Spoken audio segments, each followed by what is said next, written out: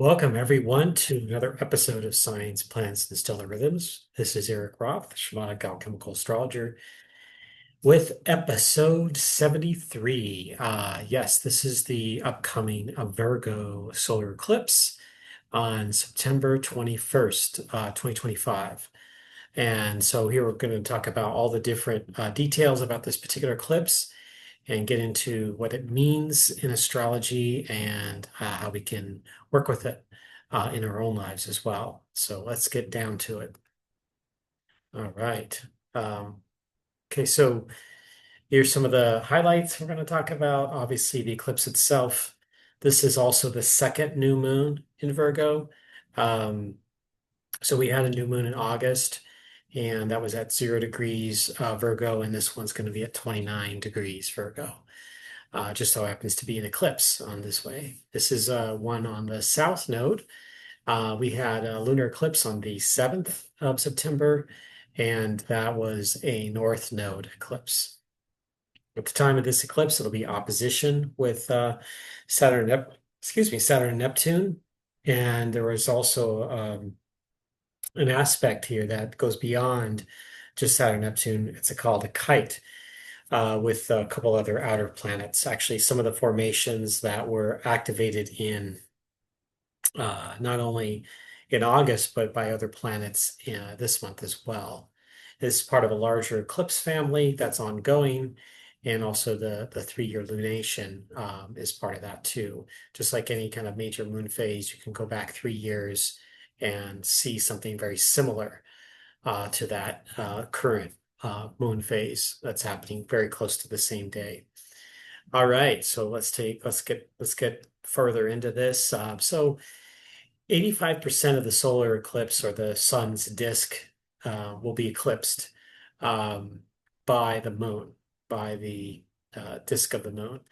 And it will be visible in parts of the South Pacific, New Zealand, extreme Southeast Australia, and Antarctica. So there's only about 17 million people or so that will be able to witness it, at least that reside there, except for the people that are traveling to that area. So this, again, it activates the second new moon in Virgo, but there's a little bit more gravitas with this particular new moon energetically.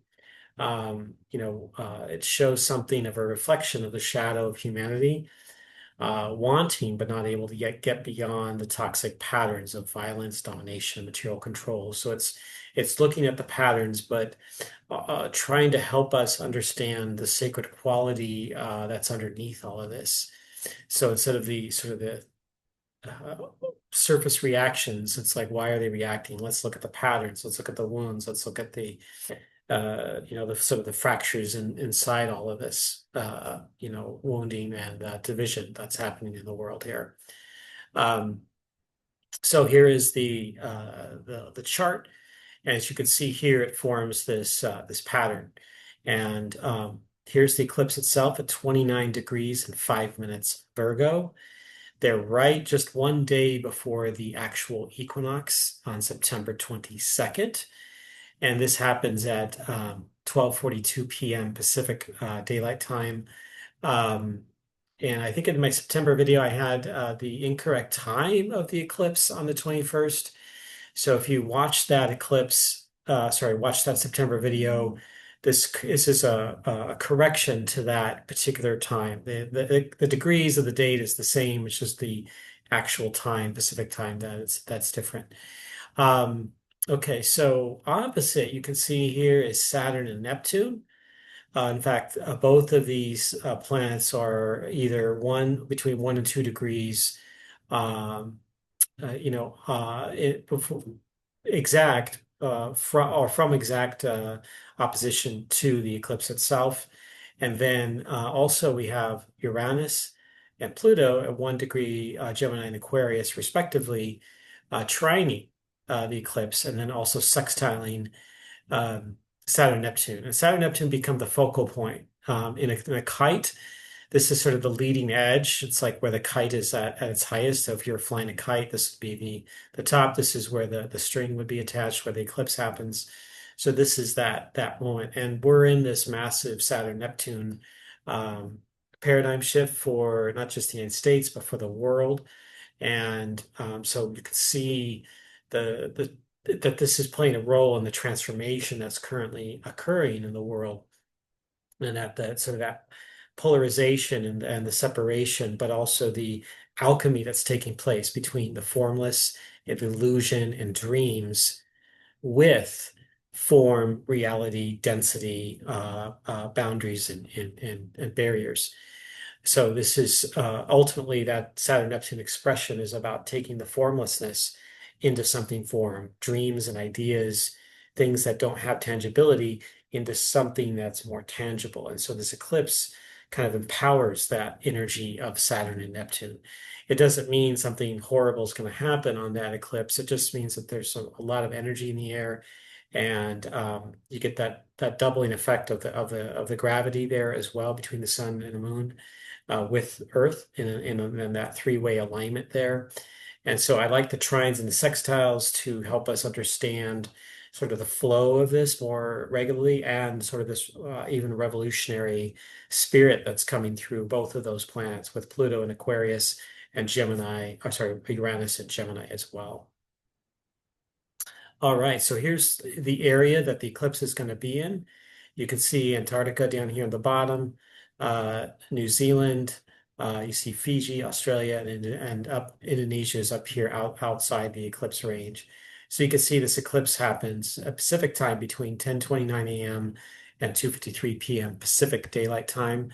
So this is obviously from America. It's on the bottom of the world on the other side of the Pacific Ocean. So very different part of the world to watch this eclipse. And not, again, at its maximum, we're just south of New Zealand, and in this northern tip of Antarctica, will you see the 85% of the solar disk obscured. So there really isn't very many people out there in that part of the world. But, for those eclipse chasers, that's where you'll need to be. And I'm sure some of them, the more adventurous kinds, are going to be out there, in New Zealand and elsewhere, checking out this powerful eclipse that's taking place on September 21st. Okay, so this is a South Node eclipse at 2905 Virgo. And this is the symbol of the South Node here. The North Node it's just flipped upside down, and where the hoop is going upwards instead of downwards. So this means the South Node eclipse means that the eclipse is about letting go of the old toxic and or unhealthy patterns that no longer serve us. It's about the humanity's challenges with stubborn controls over things that can stall or slow us down in our desire to reach for a more joyful future. So this eclipse falls in the middle of a highly active period in September. The day before, there's a Sun-Saturn opposition, and then there's a Mars ingress into Scorpio on the same day as the equinox. So the next day, Mars goes into Scorpio, the Sun enters Libra. That's the autumnal equinox in the north, and spring equinox in the southern hemisphere. And then on the 23rd, we have a Sun-Neptune opposition.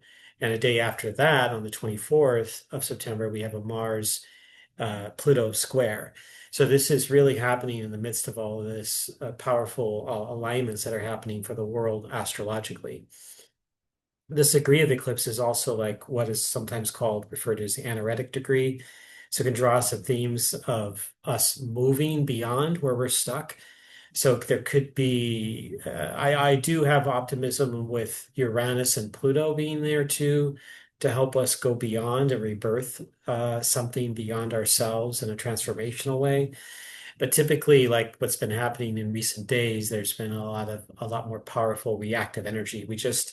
As of this recording, this is just 2 days removed from the South Node Sun conjunction, where there was a political assassination, and then also there was an attack by Russia onto Poland. And so there's some really powerful reactive energy happening, along with some other shootings that were taking place. This intensifies, and it's about letting go. So when we're feeling that reactive pulse to take action, maybe in a violent way or in a unhealthy way or aggressive way, this is a chance to kind of work with it more healthily, like, but still have our voice be heard, without trying to do harm necessarily to others in that way. So it's Virgo actually is connected to the the deeper sacred goddess of Hestia and Vesta.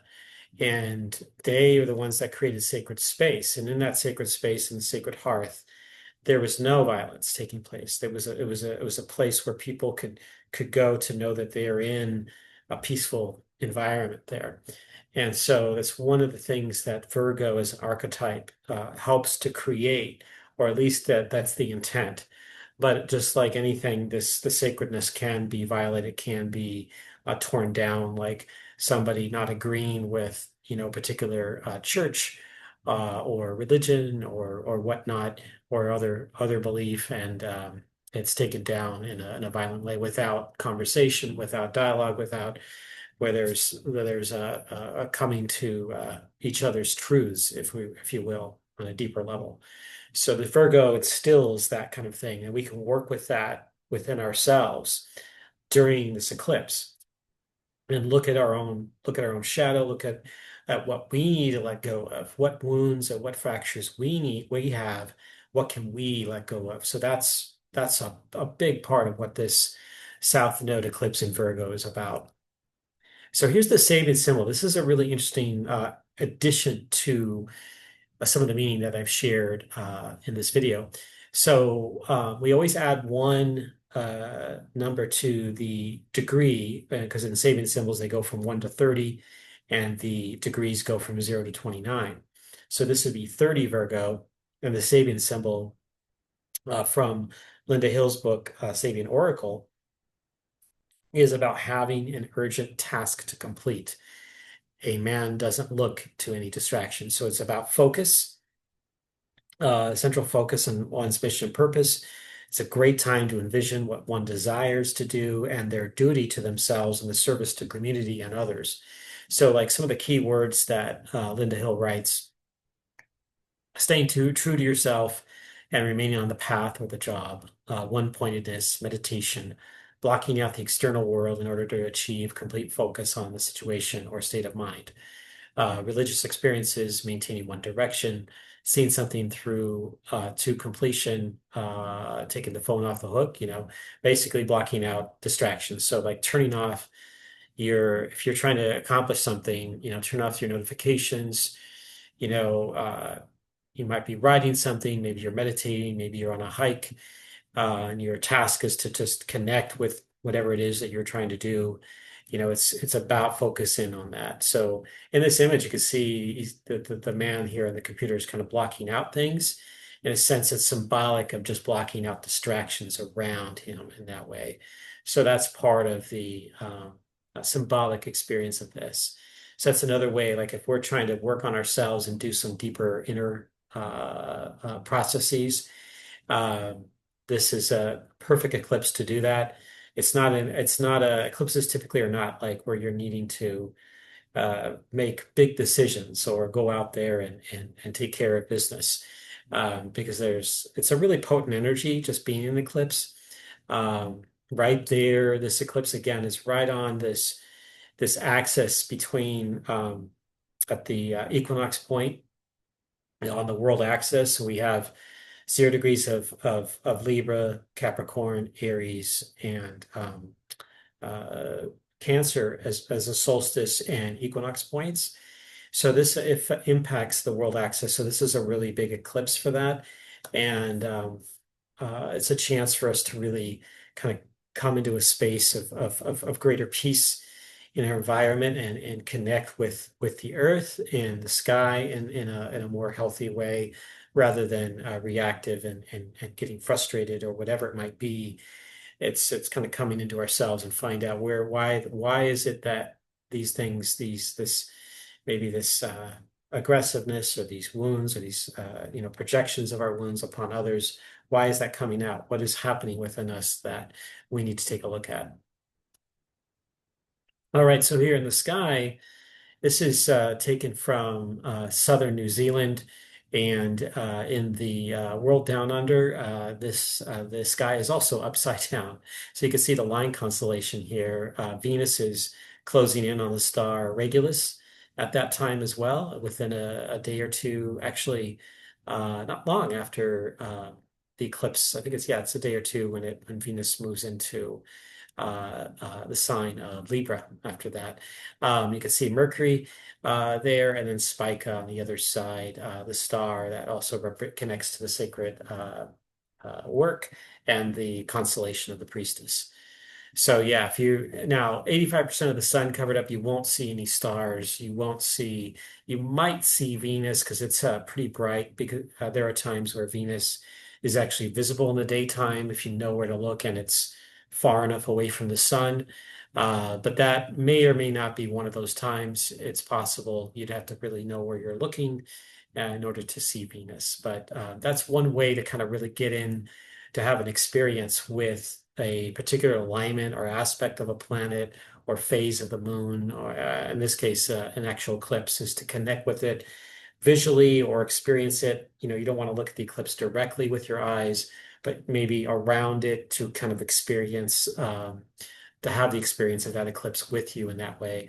But even if you can't be there in New Zealand or elsewhere for the eclipse, it's the energy is a global energy. So it's not something that's just only specifically regulated to a small part of the earth, but the whole world's population and the planet is going to experience this eclipse.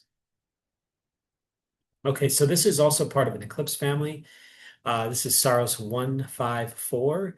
And eclipse families happen every 18 years or 18 years and 11 days. And you can go back to 2007 when this eclipse was at 18 degrees 24 minutes Virgo.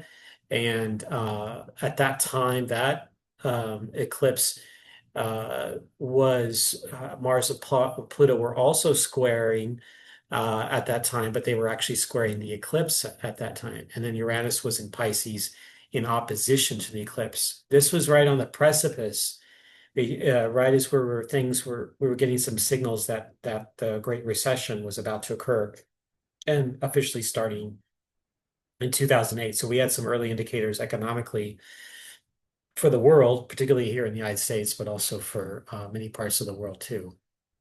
So the next one in this family is going to take place in 2043, where 95% of the coverage of the solar disk will be covered, and that's going to be at 9 degrees 48 minutes Libra. And so this eclipse is just starting, like it's relatively young, what we call Saros family, Saros series. It began all the way back in 1917 and will go on all the way until the year 3179. The eclipse families typically are from anywhere from 1200 to close to 1500 years long. This eclipse will be going all the way to 1200 to 62 years. And if you go to NASA's website, if you type in NASA Saros or just copy that link that's here, and I'll include that as part of the eclipse description below this video.